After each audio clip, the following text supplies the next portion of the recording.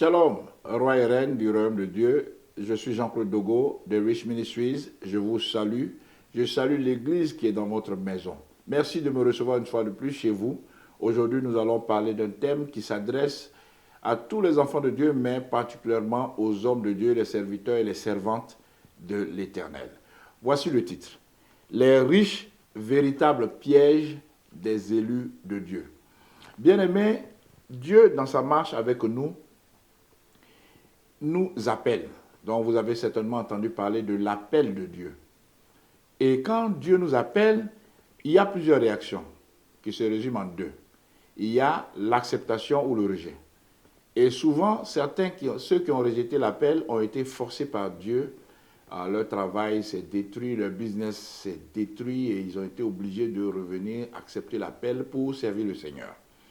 Alors, quand tu acceptes le Seigneur, alors tu commences ta marche avec Christ, dans tes cours de disciple-là, pour être disciple de Christ, être affermi, et Dieu peut te choisir pour être un homme de Dieu, un serviteur de Dieu après, quand tu es mûr dans la foi. Alors, ce que nous allons partager aujourd'hui avec vous, c'est l'histoire d'un homme de Dieu qui a été sincère. Bien aimé, aujourd'hui, c'est vrai que nous n'allons pas diffuser cette vidéo aujourd'hui, mais aujourd'hui nous sommes le 6 septembre 2021 et aujourd'hui c'est Rosh Hashanah, la tête de l'an, le premier jour de l'an en Israël, selon le calendrier civil d'Israël. Et c'est aujourd'hui la fête des trompettes qui nous fait penser au retour de Jésus. Au retour de Jésus. Donc, une fois par an, les Juifs savent que Jésus va venir les prendre. Donc, ils se rappellent de cela en ce jour-là. Et Yom Teruah symbolise la saison de repentance. Donc, les gens vont se repentir. Commencent à se repentir jusqu'à Yom Kippour. Et puis après, 5 jours après Yom Kippour, il y a la fête de Sukkot que nous avons déjà partagée, enseignée à Rich Ministries. Bien aimé, ce message se passe dans ce cadre-là. C'est un homme de Dieu, Asaph, qui se répand, qui dit son sentiment intérieur. Alors, qu'est-ce que Asaph, en tant qu'homme de Dieu, a fait? Ou bien, qu'est-ce que les hommes de Dieu font généralement? Les hommes de Dieu travaillent à deux niveaux.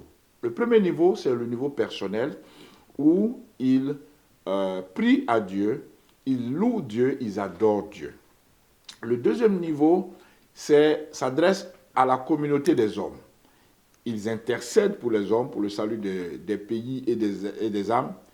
Ils prêchent la parole de Dieu pour la repentance des âmes et le salut des âmes. Ils préparent le peuple de Dieu à mourir. Ils préparent le peuple de Dieu à mourir et à rencontrer son Dieu au paradis. Et aussi, ils paissent les brebis du Seigneur. Voici ce que les hommes de Dieu font en général. Alors, quand ils paissent les brebis du Seigneur, malheureusement, ou heureusement, il y a beaucoup plus de pauvres que de riches. Mais quand les riches sont là, ils les écoutent, ils les observent, et ils voient les riches dehors. Et l'homme de Dieu, Asaph, va nous donner son secret. Tournons nos Bibles dans le livre de Psaume 73, verset 1. Nous allons lire. Psaume d'Asaph. Oui, Dieu est pour Israël, pour ceux qui ont le cœur pur. Toutefois, mon pied allait fléchir. Mes pas étaient sur le point de glisser. Je suis allé jusqu'au verset 2. Alors, quand l'homme de Dieu exerce son ministère, au fur et à mesure de ce ministère-là, il développe une certitude. Et c'est ce que certains appellent un verset pour la vie. Et cette certitude-là, pour Asaph, c'était le verset 1. Oui, Dieu est bon pour Israël, pour ceux qui ont le cœur pur. Voici la certitude d'Asaph. Mais malgré cette certitude-là, bien-aimé, il s'est passé des choses. La Bible dit que ses pieds ont failli glisser. Nous allons voir ensemble pourquoi ses pieds ont failli glisser. Nous allons voir ensemble 5 choses pour lesquelles ses pieds ont failli glisser. Donc, premièrement, ses pieds ont failli glisser à cause de l'envie qu'il a portée aux insensés. Dieu appelle insensés tous ceux qui n'invoquent pas Dieu. Tous ceux qui disent que Dieu n'existe pas. Et la plupart du cas, dans la plupart des cas, ce sont les riches qui pensent que Dieu n'existe pas. Alors, bien aimés, les riches sont un piège pour les élus de Dieu parce que les élus de Dieu peuvent arriver à cette situation où ils envient les riches. J'aimerais partager avec vous, bien aimés, un épisode dans ma vie quand j'étais jeune croyant. J'étais aux environs de 18, 20, 22 ans. Non, pas 20, 22, 23 ans. Et j'avais emprunté la voiture de ma grand-sœur et j'étais à court d'essence. Donc je me suis garé à Cocody, dans un quartier d'Abidjan, et je suis allé chez un homme de Dieu, un missionnaire, et je voulais aller lui emprunter 1000 francs pour mettre l'essence dans ma voiture. Quand je suis entré chez lui, bien aimé, ils ont béni le Seigneur et voulaient se mettre à manger. Mais quand j'ai vu la nourriture qu'ils étaient en train de partager, monsieur, madame et les 3 enfants ou les 4 enfants, c'était 4 boulettes, 4 petites boulettes. J'ai eu une compassion.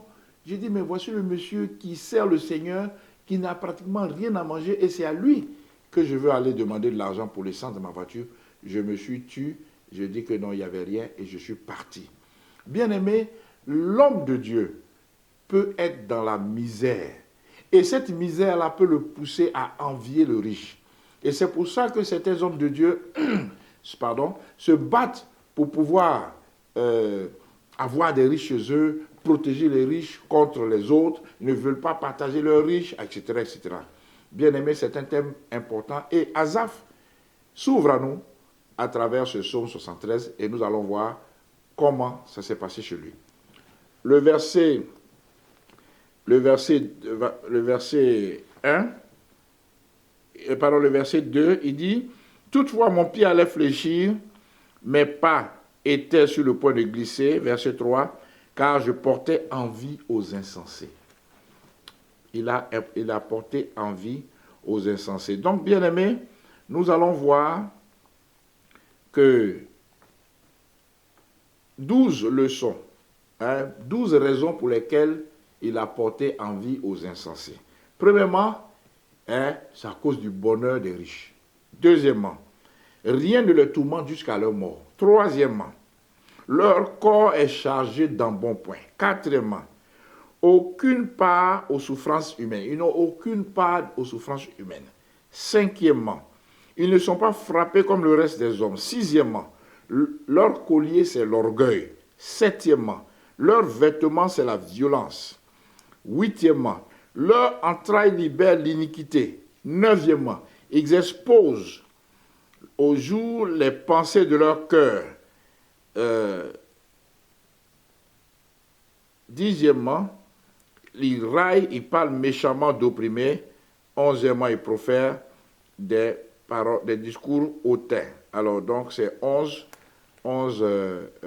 raisons, au lieu de 12, bien aimés, qui poussent les hommes de Dieu à envier les riches.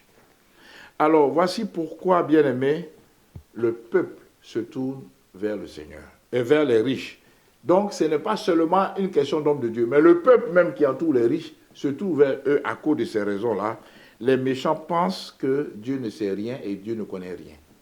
Voici une des raisons pour lesquelles le peuple se tourne vers eux. Et ensuite, ils sont toujours heureux et ils accroissent leur richesse. Alors, bien aimés, nous allons voir à partir du verset 13 au verset 16 les effets du doute. Je lis versets 13 à 16 et nous allons voir ensemble ce que le Seigneur nous apprend ici. Quand j'ai réfléchi là-dessus pour m'éclairer, la difficulté fut grande à mes yeux. Alors, versets 13 à 16, pardon. C'est donc en vain que j'ai purifié mon cœur, que j'ai lavé mes mains dans l'innocence. Chaque jour, je suis frappé. Tous les matins, mon châtiment est là.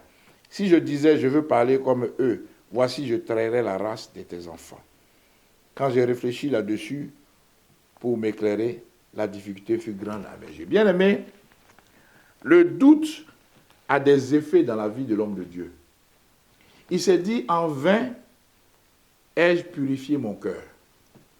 En vain ai-je lavé mes mains dans l'innocence. Je suis frappé chaque jour.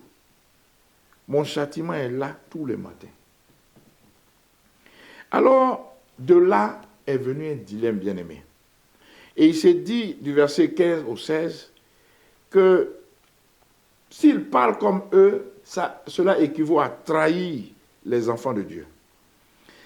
Et ce sera très difficile pour lui à faire cela. Alors, comment s'en sortir? Asaph nous donne les solutions. Comment s'en sortir? Alors, au verset 17 à 20, il dit, il faut pénétrer les sanctuaires de Dieu. Ça, c'est la première chose. Retourner dans la maison de Dieu. Prendre garde au sort final des méchants. Il faut savoir leur fin. Ça va t'encourager à ne pas les suivre. Alors, le sort final des méchants, c'est quoi? Dieu les place sur des voies glissantes. Il les fait tomber et les met en ruine. Il les détruit en un instant. Ils sont enlevés, anéantis par une fin soudaine. Bien aimé, nous avons appris hier que le président de la République de Guinée a été enlevé et son règne a été anéanti de manière soudaine à 4 heures du matin. Ils l'ont enlevé. C'est ce que le Seigneur dit. C'est soudain, c'est brusque. Parce qu'un riche, quand il est averti, il prend ses précautions. Mais Dieu l'enlève de manière brusque, de manière soudaine. Alors, bien-aimés, quelles sont les leçons que nous pouvons tirer de cela, que nous apprenons avec Asaph? 10 leçons. Premièrement, ne pas permettre à notre cœur de s'aigrir. Si on le fait, c'est nous sentir percés dans nos entrailles. Deuxièmement, être stupide et sans intelligence si nous le faisons, si nous voulons faire comme les riches. Troisième leçon, nous serons vus aux yeux de Dieu comme des bêtes sauvages. Quatrième leçon, heureusement que Dieu nous saisit par la main droite. Cinquième leçon, il nous recevra dans sa gloire. Sixième leçon, notre Dieu est notre unique bien au ciel et sur la terre. Septième leçon, il est le rocher de notre cœur et notre partage. Huitième leçon, ceux qui s'éloignent de Dieu périssent. Neuvième leçon, tous les fidèles sont anéantis.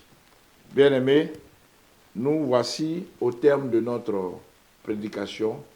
Le Seigneur nous dit ce jour, en conclusion, que pour moi, m'approcher de Dieu, c'est mon bien. Je place mon refuge dans le Seigneur afin de raconter toutes tes œuvres. Psaume 73, verset 28. Bien-aimé, si tu as écouté ce message, tu es serviteur de Dieu, tu es servante de Dieu, tu es chrétien et tu envies dans ton cœur les riches, pense que Dieu les place sur des terrains mouvants, glissants. Et Dieu les enlève et les anéantit brusquement, soudainement. Et que toi, Dieu te réserve la gloire et que Dieu est ton souverain bien dans le ciel et sur la terre. Répands-toi et que Dieu te bénisse. Shalom, les Traotes.